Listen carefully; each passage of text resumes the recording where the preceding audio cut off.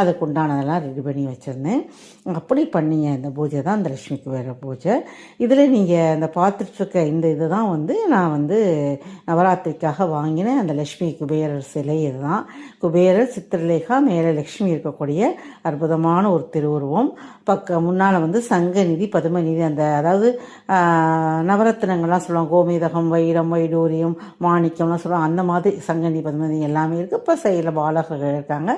இந்த மாதிரி ஒரு திருவுருவத்தை வந்து கொஞ்சம் ஒரு உயரமான ஸ்டூலில் ஒரு நல்ல ஒரு பட்டு துணி விரித்து அது மேலே வைத்து அதுக்கு பூ மாலையெல்லாம் வாங்கி அலங்காரம் பண்ணியிருந்தேன். அதற்கு அடுத்து வந்து கீழே வந்து என்ன, அதுவும் ஒரு லக்ஷ்மி சிலை தான், மண்ணால் செய்யப்பட்ட சிலை தான். அதாவது இந்த மண் பாண்டங்கள்லாம் செய்வாங்கல்ல, அந்த இடத்துக்கு போயிருக்கும்போது இந்த சிலை இது வந்து வச்சுருந்தாங்க. பார்க்க ரொம்ப அழகாக இருந்தது. சரி நம்ம எங்கேயாவது போகிறப்போ ஒரு ஆசைப்பட்டு வாங்கிட்டு வரலாம், அந்த மாதிரி வாங்கிட்டு வந்த பொருள் தான் இது. நல்ல ஒரு ஆரஞ்சு கலரில் பெயிண்ட் பண்ணி நடுவில் லக்ஷ்மி உருவம், முன்னாடி